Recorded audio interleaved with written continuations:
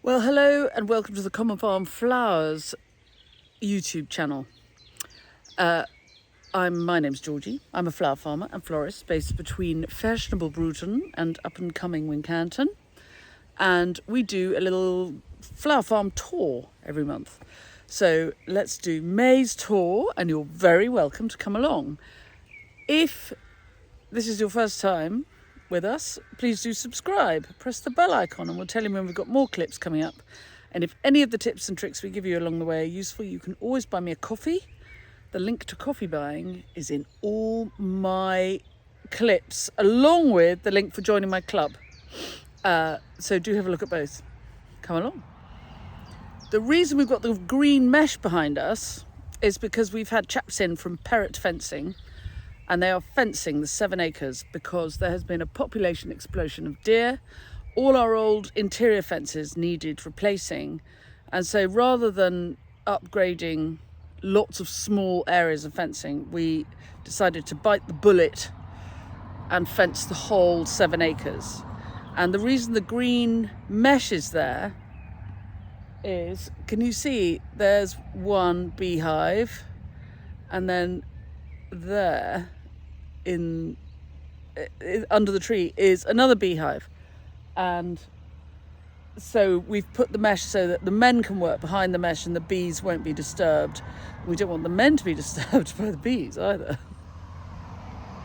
So we keep our bees, there they are, and there, right at the far corner of the plot, far away from any visitors, in case people are allergic. We don't want them to be stung because people got too close to the beehives. Honeybees generally, though, bumbling about, are very relaxed, but you wouldn't want to have groups of students near the beehives. We're not fancy pants beekeepers. We're not teaching people to keep bees, but we have bees, because honeybees and flower farms surely are a good idea. It's that time of year when there are a lot of wildflowers here. For example, this is stitchwort. This is a woody corner here. Stitchwort. The yellow is buttercup. The little white friend there, that is lady smock. Forget-me-not growing here. And this is just a tiny corner of the wood. We call this the lugfall. So we've made a wide strip all the way around the edge. Hello, tea cake. All the way around the edge of the place. And the fencing has been going up. In here, our neighbour has a little wood. It's a fantastic spot, full of birds and all sorts of wildlife, and plenty of deer. So while we love the deer, we don't necessarily want them eating the roses. So that's why we've fenced.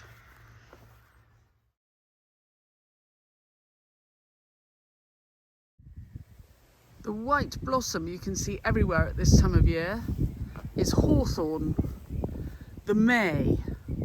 And the old saying says, "Ne'er cast a clout till the May is out." What that means is, don't take your vest off, don't take a layer off until the hawthorn is in blossom. And this, just as we're passing, is a gorgeous dark red hazel, which Googie gave me years ago and was tucked into this hedge and is very happy here. Look at this hawthorn blossom all the way down the hedge. It's worth not cutting your hedges too much. We discovered one year, because we had a burglary and our hedge trimmer was stolen, and we discovered the difference in wildlife that you get from not over trimming your hedges, because we didn't have a hedge trimmer, and obviously Fabrizio wouldn't just go and buy the next hedge trimmer that he could see. It had to be a special hedge trimmer. So we didn't cut any of our hedges that year, and it meant that we discovered how incredibly noisy a hedge that hasn't been cut will be. And so we now cut some of our hedges, not all of them, every year.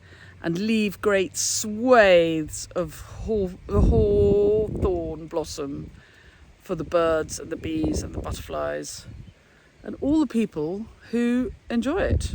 The honeybees just humming with honeybees. Look, can you see there? There is a fat surviving tadpole slowly growing into a frog. I'll go in closer and it'll probably swim away, which is why I started here. But let's go in and see.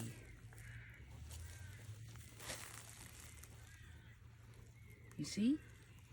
Lovely spotty froglet. Not even a froglet yet, it's still a fat tadpole. How cool is that?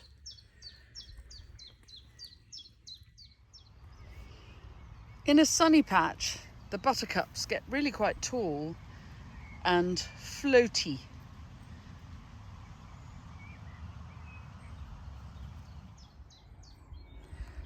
This is the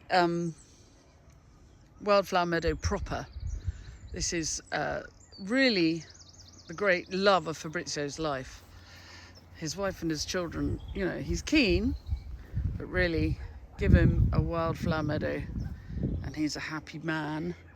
And this is beginning to really fill up now with things like wild sorrel. Very good cut. It's like a sort of delicate dock. Lots and lots of buttercup. The serrated edge leaf there, that is meadow cranesbill, which is a blue wild geranium that will flower later in the season. This is knapweed, which is a purple sort of thistly flower in sort of July time. You see that purple person there? That's a wild orchid just coming, and soon this sward will be a mass of purple with the orchids. Once you get your eye in, you start seeing them everywhere. For example, I daren't walk on the... I'm going to walk. He may divorce me. Look, you see them there? Oops. There they are. For example, there'll be hundreds of them quite soon. We've planted a few copper beech and they're not supposed to do well on our very wet clay, but slowly, isn't that good? Look at that colour. Oh. When you're looking for orchids, watch out for spotty leaves like this. This will be a big tall orchid in a minute. But I'm looking for something else, which I'd like to show you.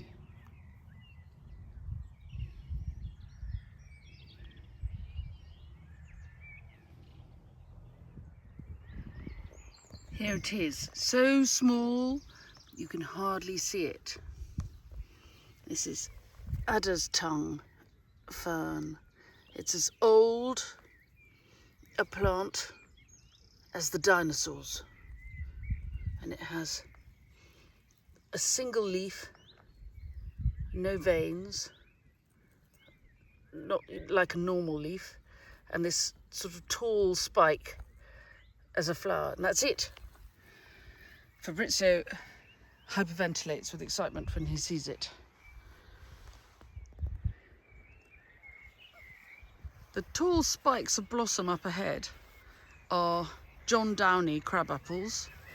And when I get closer, you'll see that Fabrizio's done the first layer of a sort of crabapple trellis along the path here. And the tall spikes, the idea is that they now get joined up and make the next layer of the trellis. How many, this will probably take, this is a life's work thing. It's going to take a long time to achieve, but I'm allowed to cut for my work all the bits in between. There's another wildflower, that's pink campion, red campion. It's very, very good cut flower. can be covered in black fly, so do watch out. Nothing wrong with black fly, but probably not in the house in a cut flower arrangement. So pick your stems with care. I'm standing under some hawthorn blossom, and I wonder, can you hear the bees? If I stand back, I wonder if we'll be able to see any.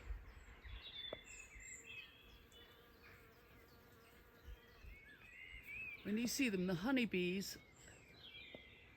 have, their pollen sacs are pale lemon yellow, stuffed full.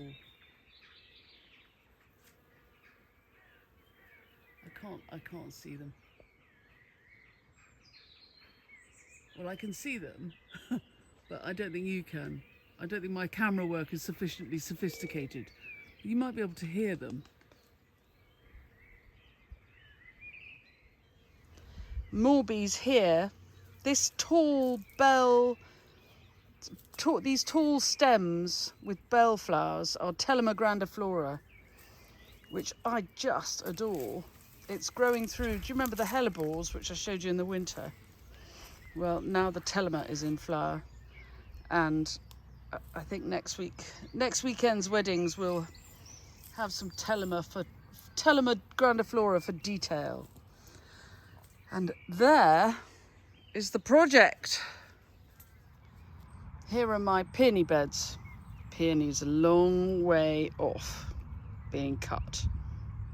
Now here under this hedge I have a sort of tangle of roses which I don't prune because I love the foliage and I love the shape of a kind of wild rose. So these are mostly Shropshire lads, and so they've got obviously 2 or 3 weeks to go before they flower.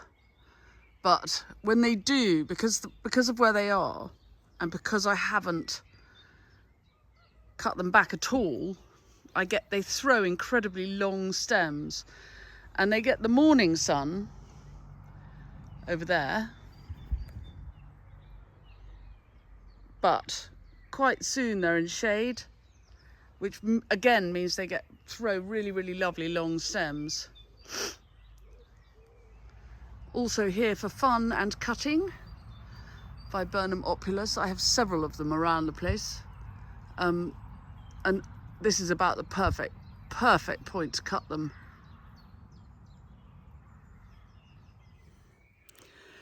So this patch is called the Pitch by Yard, and it's where we put all our annuals and biennials and tulips. The tulips need lifting now to make room for the dahlias. It's been a very cold, wet spring, so my outdoor annuals are tiny and not having a brilliant time. But the indoor annuals in the polytunnel, I'll show you in a minute, are coming along nicely. And what happens with a slow spring is that everything sort of catches up with each other. You know, you start late, but you don't get so many gaps. So it'll all happen. You just have to have faith. There's a challenge. I've had quite a lot off these lovely white Honesty, and I'm going to leave them now to set seed for my Christmas decorations. Here they come. There. Those will be those lovely big silver dollar sort of shapes for Christmas. I love a paniculata shape, and now that the Honesty's pretty much going over, here comes the Sweet Rocket, which smells delicious. Just beginning to pop. Tiny, tiny. I'm ruthless. I plant out my seedlings when they're very, very small. Look, that's wild carrot. They have survived the great flood of water we had this week, and with a bit of sunshine should ping on nicely. And this is a nice mix. This is Ami Majors here and self-sown Phacelia between it. And I'm not weeding out the Phacelia. The Ami will get taller than the Phacelia. That's quite a successful, unexpected combination.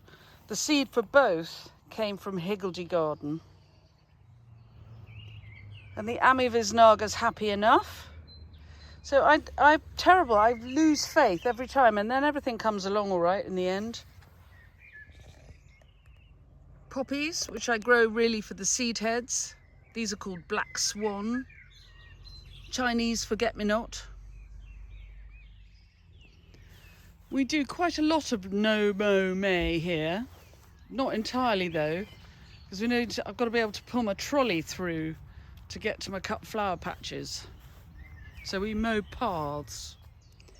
And we keep an eye out for trees that have been planted by squirrels. Like this oak, which has popped up in the middle of the path, and Fabrizio has protected from further predation by either animal or me just dragging my trolley past it and breaking it off.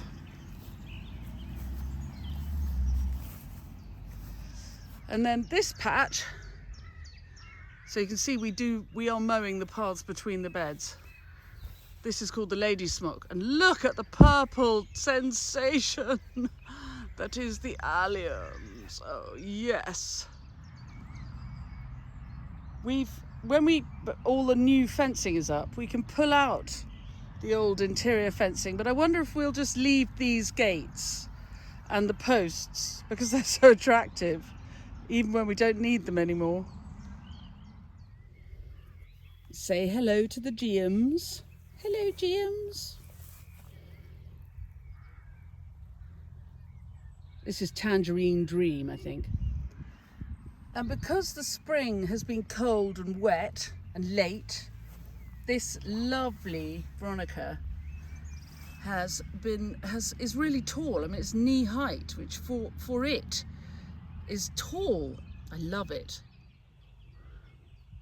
This gorgeous Cirsium is very, very popular with the bees. I don't have an enormous amount of it, but just enough. It's like detail. Nice looking apple mint. The smell is delicious, and it cuts very, very well into bouquets. I'm going to squeeze a leaf. The roses are all in leaf, but they're not flowering, not for weeks and weeks and weeks. Nice view. Shame about the big plastic water tanks, but hey, I have plans for them, don't I, clubbers? Every now and again you lose something, and I think I have lost my garnet penstemons. I'd say they didn't survive, having been incredibly hardy for years, so I didn't take any cuttings because I've had them for, I don't know, 10 years in that spot, and they'd be very, very happy. They've had enough. Time to get some more. Goodness, the roses look well. This is good old Gertrude Jekyll with all her horrible thorns, but goodness, she smells delicious. And Saskia's Essences has most of them for her rose spray. I love the distant glow of the buttercups in another patch of meadow made by Fabrizio.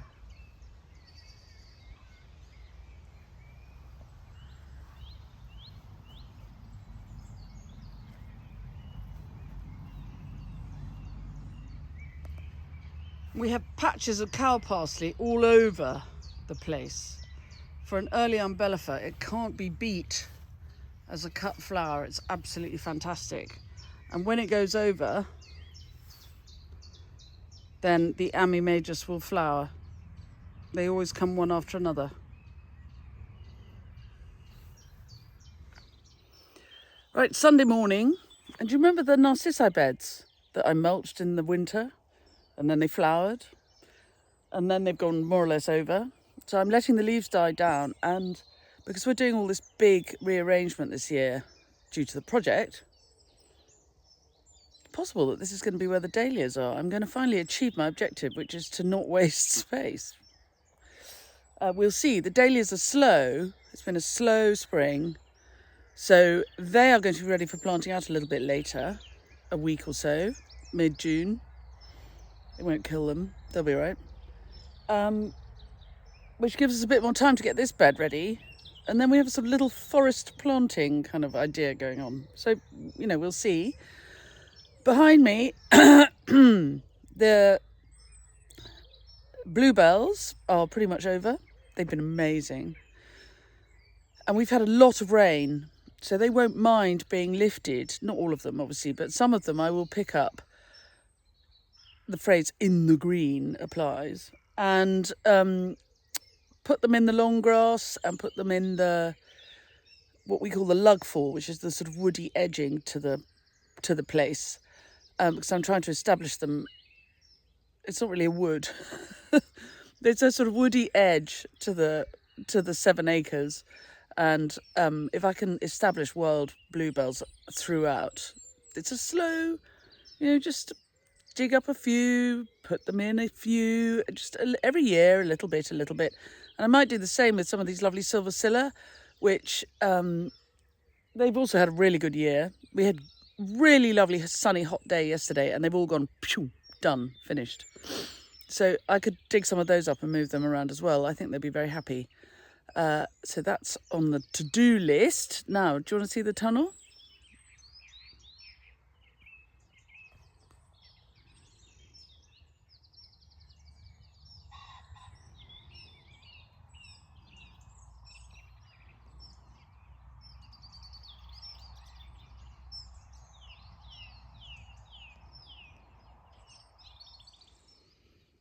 Lots of seedlings still coming.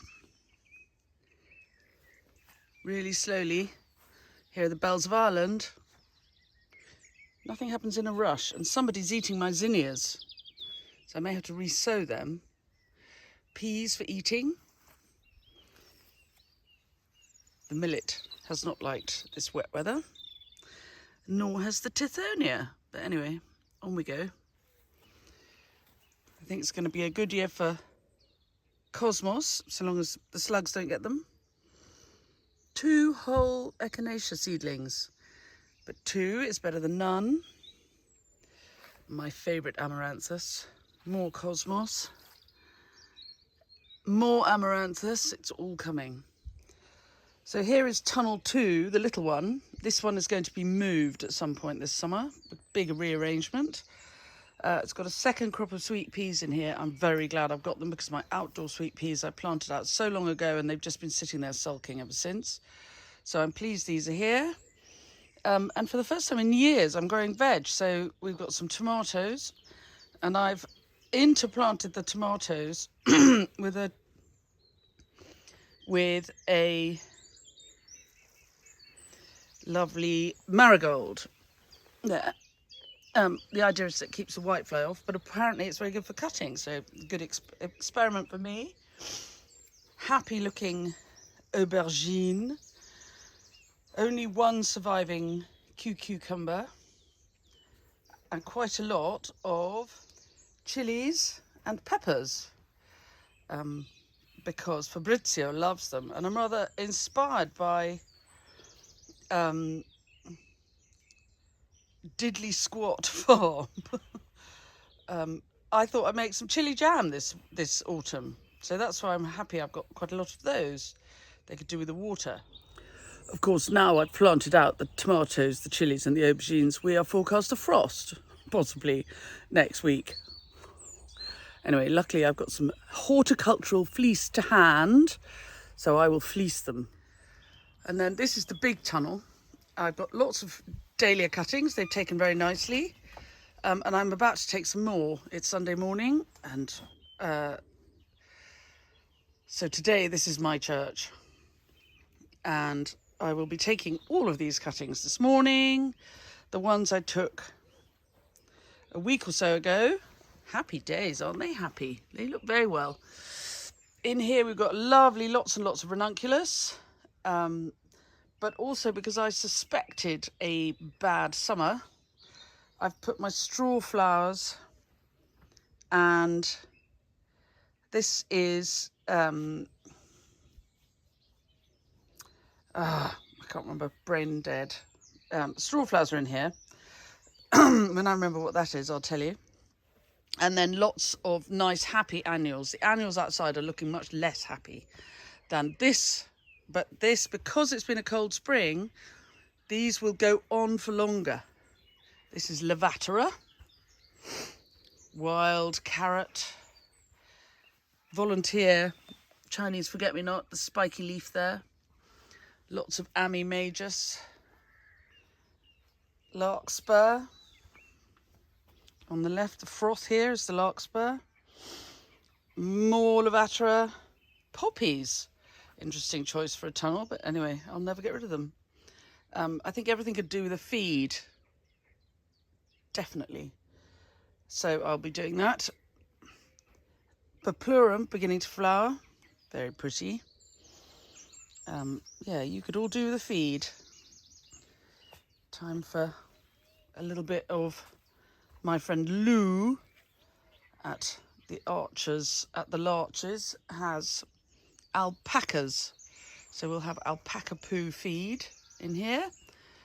This is Phacelia flowering away. Isn't it gorgeous? And the bees love it. A little clump of Cerinthe. And the first crop of sweet peas, so nearly there, but not quite. So today's jobs, take a load more dahlia cuttings and sow some more seeds, because the rain has really wiped out some of them. I have a bad habit. I prick out I plant out when they're really, really tiny, and they do have to fight hard for their position. Sometimes I have to try again. So thank you for coming on my little tour of my flower farm this really rather balmy mid-May weekend. Yes, the season is late, but everything will get there in the end. You know that lovely Julian of Norwich saying, all will be well, and all will be well, and all manner of things will be well. And she wrote that in the first flush of the plague ravaging England in the late 1300s. So if she can be so sanguine, so can I. Thanks very much for watching. I'll see you soon. Bye.